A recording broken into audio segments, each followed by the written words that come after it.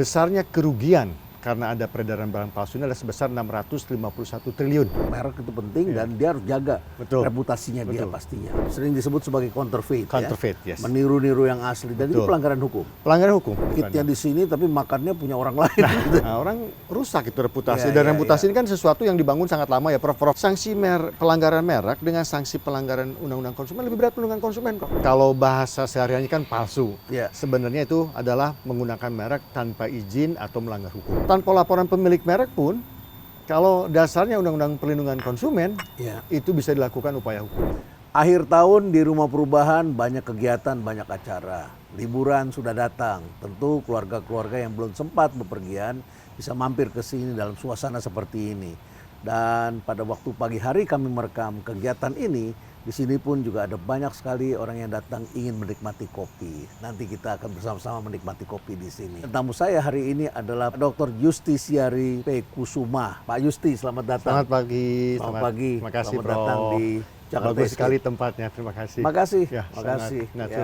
Ya, hari ini kita bicara Anda sebagai Eksekutif Direktur Masyarakat Indonesia Anti Pemalsuan. Ini akhir tahun penting sekali supaya Anda juga membeli barang-barang yang asli, yang terjangkau tentunya. Ya, seperti apa kita akan bahas dan stay relevant.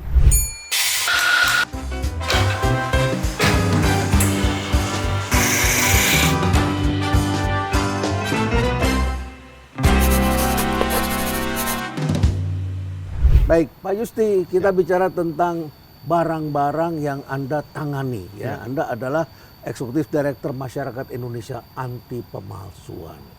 Seberapa besar itu pemalsuan sekarang? Kan masyarakat kita kelasnya makin tambah, makin meningkat, dan orangnya nggak mau dong pakai barang palsu. Kami telah melakukan beberapa kali studi dampak ekonomi pemalsuan, Prof, di Indonesia. Sudah 4 edisi kami keluarkan oleh MIAP ini. Yang terakhir adalah edisi tahun 2020, yang saat ini sedang kami update. Nah, mungkin mudah-mudahan dalam 2-3 bulan ke depan akan keluar. Nah, dari data terakhir tahun 2020 itu, kami melakukan survei terhadap 8 bidang industri. Besarnya kerugian karena ada peredaran barang palsu ini adalah sebesar 651 triliun. Hanya dari 8 industri saja. 8 industri itu apa? Barang-barang kulit, fashion, software, spare part, kemudian farmasi, kosmetik, saya agak lupa nih yang terlebih itulah. Ada 8 bidang industri. Ada 8 bidang. Jadi rupanya marketnya masih cukup besar. Sangat besar. Sangat besar. Dan ini sering disebut sebagai counterfeit. Counterfeit, Meniru-niru yang asli. Dan itu pelanggaran hukum. Pelanggaran hukum. Berdasarkan undang-undang merek itu merupakan pelanggaran. Jadi kalau bahasa sehari-hari kan palsu. Sebenarnya itu adalah menggunakan merek tanpa izin atau melanggar hukum. Nah, itu sebenarnya yang dimaksud dengan counterfeit atau palsu itu. Kalau itu adalah fashion, orang pakai. Tapi kalau masuk ke tubuh manusia, itu kan berbahaya. Sangat berbahaya. Sangat berbahaya. Jadi ditulisnya apa, tentunya barangnya apa, kemasannya pakai ngikutin orang, begitu ya, milik orang lain, dan orang tertarik, begitu. Ya. Dan kita juga bicara hari ini tentang bisnis yang lagi ramai dibicarakan orang. Kita bicara tentang depot air minum, depot air minum isi ulang. Kemarin saya membaca berita di Kebun Jeruk, itu ada razia dilakukan oleh pemerintah daerah, lalu kemudian di situ ditemukan ada 6 depo isi ulang. Dan sebagian itu orang datang beli pakai galon ke orang lain gitu ya, diisi. Kan praktis kan, karena ngapain kita beli yang baru, kita pakai punya orang lain. Dan ternyata depo isi ulang itu menurut pemeriksaan itu, 6-nya itu mengandung bakteri E. coli. Wah, ngeri juga ya. Sangat Prof, sangat mengerikan sekali. Jadi memang di daerah-daerah seperti Indonesia, negara-negara subtropis seperti Sahara, Afrika, dan lain-lain itu, bakteri yang banyak tersebar adalah E. coli dan kolera. Nah, kalau di Amerika atau Eropa lain lagi. Nah, ini di Indonesia tuh banyak sekali seperti itu. Bahkan katanya di atas 90% banyak yang sudah tercemar oleh bakteri E. coli itu. Lumayan besar ya. Sangat. Ini kan potensi ekonomi yang besar bagi masyarakat. Seberapa besar soal bisnis air minum ini? Ini kalau saya lihat tiap daerah itu kayak kecap, Pak. Kecap zaman dulu itu setiap kota ada mereknya. Ya, kita pergi ke Tegal ada merek A, kita pergi ke kota lain ada cap Matahari, ada cap botol, ada cap, segala macam masyarakat bikin. Sekarang air mineral itu juga banyak. Seberapa besar bisnis air minum? Sangat besar, karena sekarang kan sudah menjadi gaya hidup. Kalau dulu kan orang masih minum ya ada yang pakai di termos atau di kendi lah zaman-zaman dulu kan. Setelah periode 90 ke sini sudah menjadi gaya hidup. Jadi sekarang itu kalau kita bilang kontribusi bisnis air minum dalam kemasan ini sudah 6,4% PDB. Besar. Itu data 2019, berarti kemungkinan bisa meningkat ya setelah 2019. Kemudian untuk air minum dalam kemasan ini melibatkan kurang lebih 40.000 bisnis. Ya, 40.000 bisnis. Dengan jumlah merek yang terlibat sekitar 200 merek. Dan 90% UMKM. Jadi cukup besar, ini sangat berpotensi dan jadi pasti UMKM berkembang itu lagi. bentuknya apa mereka? Mereka bukan produsen air mineral. Kalau UMKM mereka yang dalam hal ini saya bicara mengenai AMDK, air minum dalam kemasan. Artinya sudah bukan isi ulang, itu kan beda. Ada minuman dalam kemasan, ada isi ulang. Kalau isi ulang itu tidak punya merek di produknya. Nah, AMDK tuh kemasannya punya merek, kemudian disegel. Itu sebesar itu? Sebesar itu. Dan mayoritas itu UMKM? UMKM 90%. Sedangkan untuk Damyu sendiri, Depot Air Minum Isi Ulang itu sudah di atas 60.000 pebisnis. Itu di seluruh Indonesia? Seluruh Indonesia, mostly 2019. Di perkotaan ya? Perkotaan, sekarang di desa juga udah banyak ya. Kalau isi ulang pun ya saya bilang mungkin sudah merupakan gaya hidup sekarang orang, karena lebih praktis. Harusnya pakai filter yang kuat, yang bagus. Ya, ada aturan-aturannya yang diatur menurut Peraturan Penghenti Perindustrian dan Perdagangan nomor 651 tahun 2004. Itu ada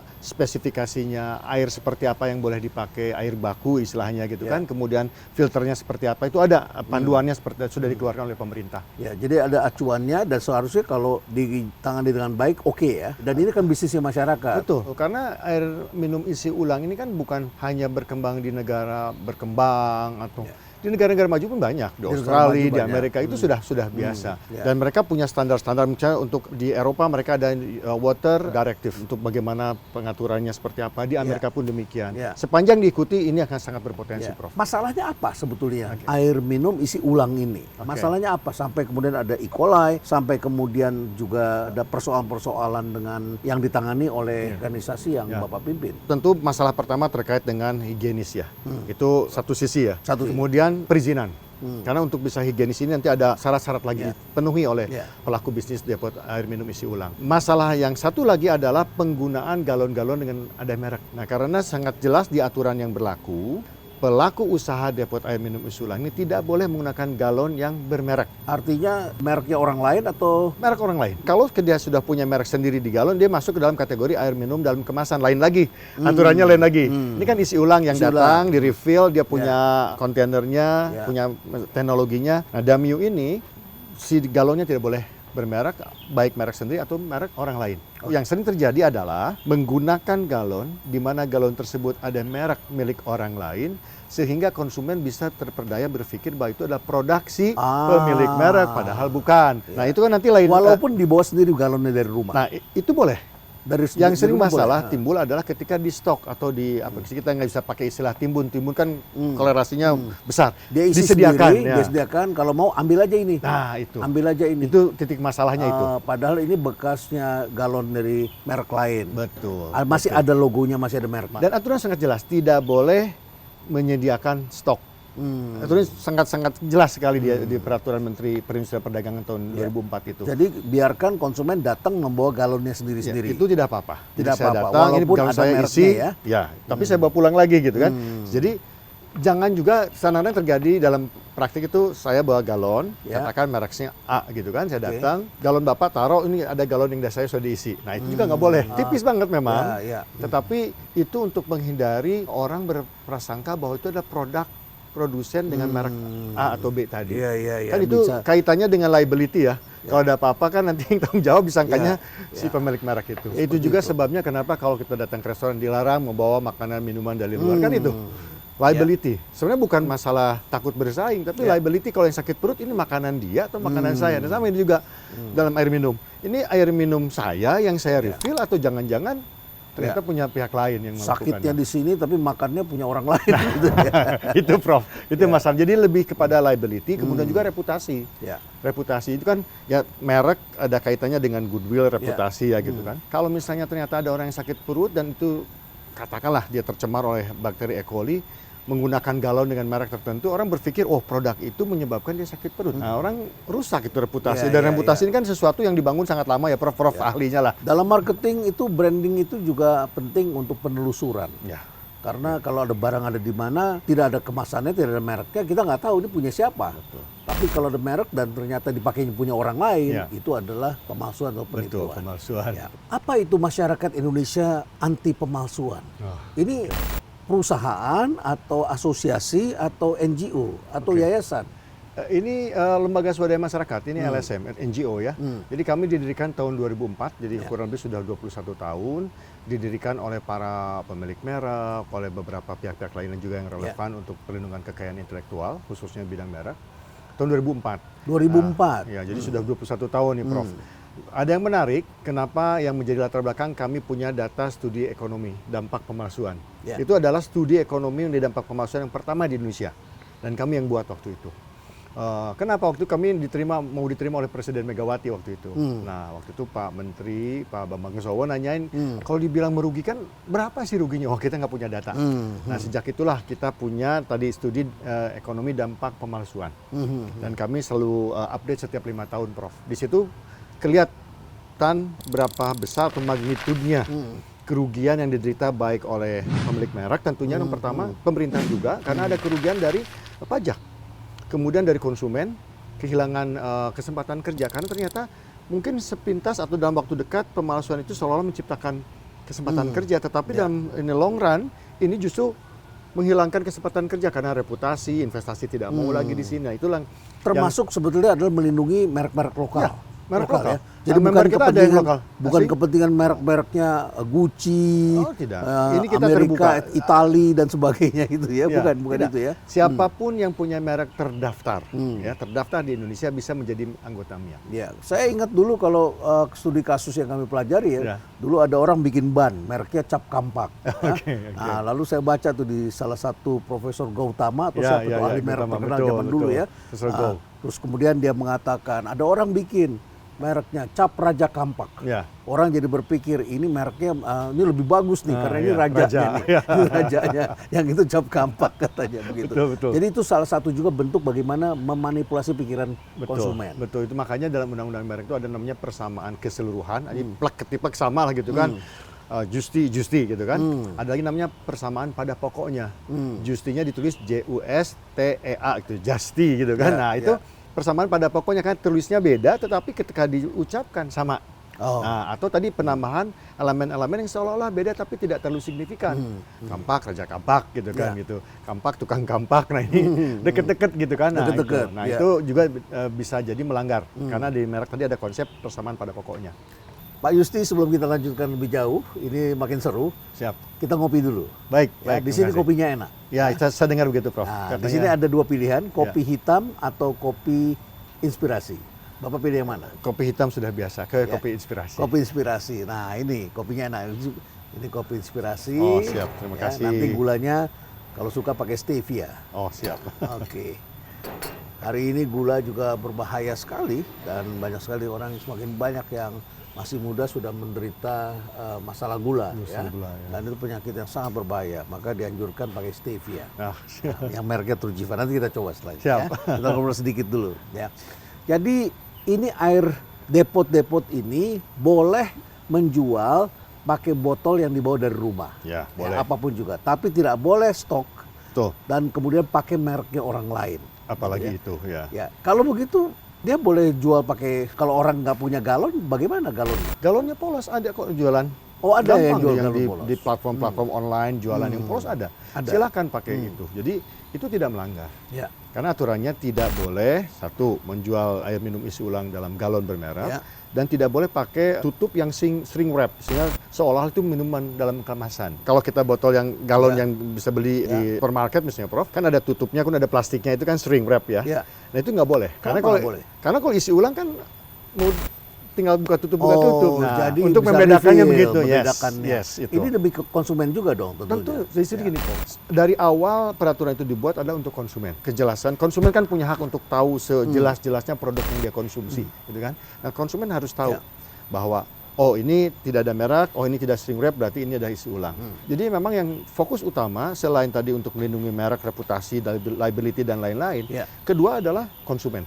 Karena konsumen punya hak untuk tahu sejelas-jelasnya atas produk yang dia konsumsi kayak gitu. Ini kan perlu sosialisasi. Sangat. Ketika dijelaskan kepada depo-depo, ngomel dong mereka semua.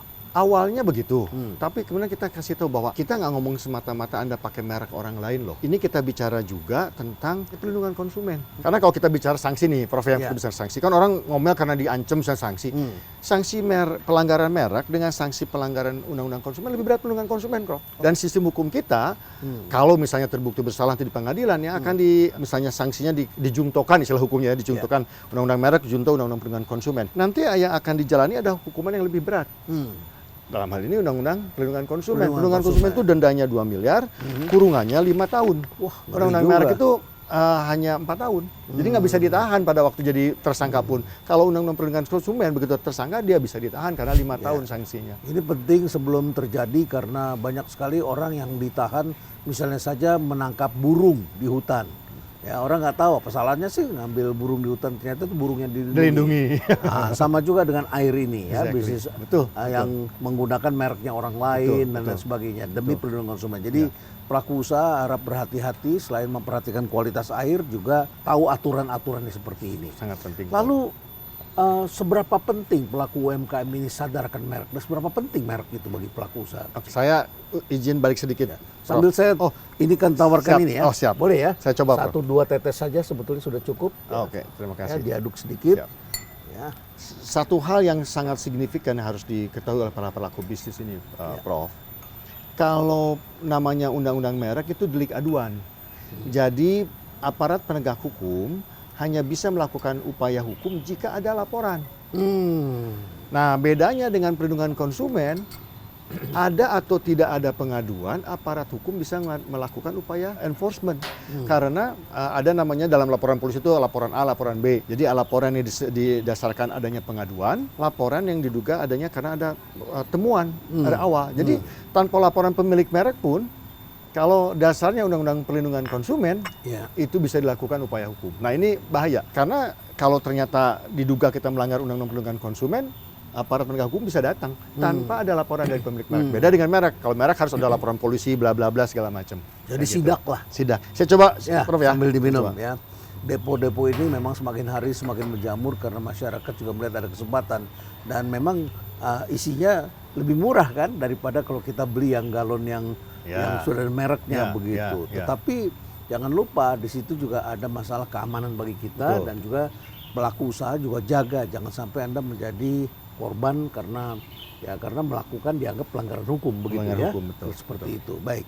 Pak Yusti tadi juga menyebutkan depo seperti ini kan bukan hanya di Indonesia, di negara lain juga banyak sekali. Nah, bagaimana negara lain menghandle kasus-kasus seperti ini? Karena konsumen kan juga datang seperti itu, pemilik depo juga melakukan, kecuali negara yang semuanya serba otomatis. Kita ngisi bensin, ngisi sendiri, begitu ya. Jadi di situ memang ada stoknya. Demikian pula dengan kita beli apa, seringkali kan air tinggal isi sendiri, udah orang keluar begitu, bayar di situ. Kalau kita ambil contoh Eropa atau Amerika, kurang lebih mereka punya namanya, kalau di Eropa disebutnya directive, gitu kan. Kalau di Amerika ada regulation. Itu kurang lebih sama, Prof. Mengatur siapa yang boleh melakukan apa, kemudian standar-standar alat-alat atau teknologi yang digunakan harus seperti apa. Jadi memang clear sekali. Dan termasuk tadi aturan larangan penggunaan merek itu juga berlaku di negara seperti itu. Jadi memang kurang lebih sama, dan kita pun pada waktu membuat undang-undang itu kan kita melakukan benchmarking ke beberapa negara. Jadi aturannya kurang lebih sama, Prof. Ada nggak kasus yang sampai ramai sekali yang jadi besar? Kalau di luar negeri terkait merek, saya belum pernah dengar. Rata-rata pelanggaran itu berupa ketidaksesuaian dengan aturan higienis. Rata-rata itu sih sebenarnya. Merek agak rame di sini sih, Prof. Agak rame di sini. Terakhir bulan Juni di Setu sini, dekat tempat Prof ini ada kasus. Kasusnya apa itu? Penggunaan merek tanpa izin dan dia buat seolah-olah itu adalah minuman dalam kemasan. Mereknya merek terkenal lah dipakai. Dan jadi kasus.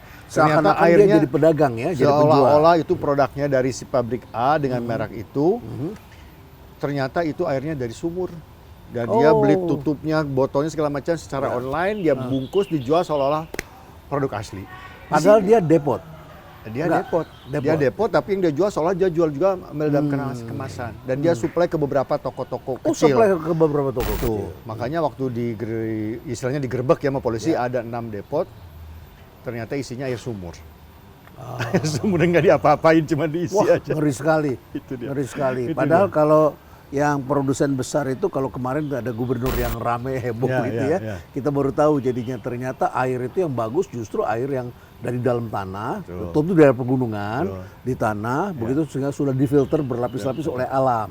Kurang lebih begitu ya. Dan kemudian diperiksa kan, ketika akan dijual pun ada proses penyulingannya, kemudian ada laboratoriumnya dan sebagainya. Pastikan aman, apalagi jaga merek.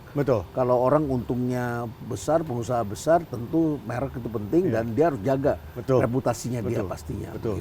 Itu kan salah satu fungsi merek, reputasi tadi, asal barang dan pembeda. Kurang lebih kan 3 pilar itu kan, kualitas, reputasi dan asal barang. Itu kan fungsi merek itu. Nah, kasus yang tadi itu yang ramai itu satu-satunya kasus atau ada sejumlah kasus yang mirip-mirip ada gitu? Sebenarnya. Dulu ada juga modusnya lain lagi nih. Di perempatan-perempatan banyak penjual-penjual asongan, jual minuman dalam kemasan, tapi langsung dia mix dengan serbuk untuk stamina itu. Jadi udah nggak kelihatan lagi nih airnya keruh atau apa, karena sudah dicampur dengan serbuk itu. Pembeli berpikir, oh ini lebih praktis, langsung dimasukin dan langsung di mix oleh si pedagang asongan itu. Kemudian ditaruh di dalam cool box sehingga sudah dingin, menarik warnanya, cerah segala macam. Jadi itu memadukan antara air dalam kemasan dengan serbuk yang untuk stamina. Ternyata airnya palsu. Botolnya botol bekas. Kan seperti itu. Banyak modusnya sih Prof sebenarnya. Sepanjang konsumen tidak merasa sakit atau nyaman-nyaman aja, mungkin konsumen masih akan mengulangi, akan membeli terus kan seperti itu. Tetapi di situ ada masalah hukum yang perlu diwaspadai, jangan sampai pelaku usaha nanti menjadi pelaku yang ditangkap karena memalsukan merek begitu ya. Jadi kalau kita pakai galon yang bermerek itu ada potensi masalah hukum. Perlindungan konsumen, merek. Merek oleh pemilik merek, perlindungan konsumen bisa oleh konsumen atau bisa oleh aparat penegak hukum. Si pemilik merek itu sendiri aktif nggak mengejar, menuntut itu? Dengan melihat persoalan yang begitu besar seperti ini. Saya lihat approach-nya masih persuasif ya. Masih preemptif, preventif, belum represif gitu, Prof. Jadi masih lebih ke sosialisasi, edukasi dan lain-lain. Oke, sekarang langkah apa yang harus dilakukan oleh para pemilik depo itu supaya mereka bisa menjalankan dengan benar, tidak melanggar hukum dan kemudian juga bisa melindungi konsumennya. Kan dia ingin bisnisnya juga eksis. Betul. Sebenarnya gini, esensi peraturan dibuat itu kan sebenarnya untuk membuat bisnis itu bisa berjalan dengan baik. Jadi sepanjang kita memenuhi peraturan-peraturan baik dari sisi higienis, dari sisi izin-izinnya, dan kemudian di dalam praktek tidak melakukan pelanggaran merek, itu bisnis bisa jalan. Jadi bagaimana untuk bisa bisnisnya lancar? Pertama, pastikan memenuhi peraturan dan syarat-syarat yang ditetapkan oleh pemerintah. Kedua, izin-izinnya. Dan ketiga, hindari potensi masalah dengan tidak menggunakan salah satunya galon-galon yang bermerek milik pihak lain. Gitu. Jadi lebih baik kita pakai galon yang sudah standar atau biarkan konsumen sendiri ya membawanya. Betul. Jadi jangan sekali-kali galon polos gitu kita bawa ya. Polos. Jadi jangan sekali-kali pakai mereknya orang lain. Gitu ya, karena ini ada kepentingannya tentunya. Sangat. Ya. Dan jangan sampai nanti Anda yang melakukan orang lain nanti yang menjadi korban. Itu dia. Tentu saja jadi pemerintah jadi sulit dan kita semua jadi sulit begitu ya. Apa peran pelaku usaha dan pemerintah agar bisnisnya bisa tetap jalan? Ini tentunya tidak bisa masing-masing ya Prof, kita harus berkolaborasi ya. Pelaku usaha dalam hal ini misalnya pemilik usaha air minum dalam kemasan, dia harus memberikan tadi edukasi kepada depot air minum isi ulang untuk jangan pakai barang saya loh, nanti kalau ada apa-apa saya yang tanggung jawab gitu kan, atau saya kalau ada apa-apa saya tuntut kamu, nah jangan sampai seperti itu, biar bisnisnya harmoni. Toh ini kan lain Prof ya, ini isi ulang, ini dalam kemasan gitu kan, punya market masing-masing juga gitu kan, jadi memang harus collab. Pemerintah tentunya tadi pengawasan, ini paling penting Prof. Pengawasan tadi Prof cerita ya, ada gubernur yang turun atau ada tadi Prof di Jakarta daerah Kebun Jeruk gitu kan, dinasnya turun, nah itu harus jalan semua ini Prof. Yang depot air minum isi ulang memastikan semuanya comply, yang air minum dalam kemasan juga memberitahukan edukasi kepada pemilik bisnis Damiu tadi, pemerintah melakukan pengawasan. Kalau itu bisa jalan semua, insya Allah jalan Prof. Demikianlah percakapan saya dengan Saudara Yusti. Ini adalah seorang pakar dan juga tokoh yang mendirikan masyarakat Indonesia anti pemalsuan. Dan salah satu topik akhir tahun yang perlu kita angkat ini soal depo air minum isi ulang. Ya, ini menjadi topik yang penting karena ini bisnisnya masyarakat yang berkembang sangat pesat. Tentu kita inginkan agar bisnis ini tetap tumbuh. Demikian pula yang lain, sama-sama bisa hidup tetapi tidak melanggar hukum dan masyarakat terlindungi. Bagaimana menurut kalian? Stay relevant.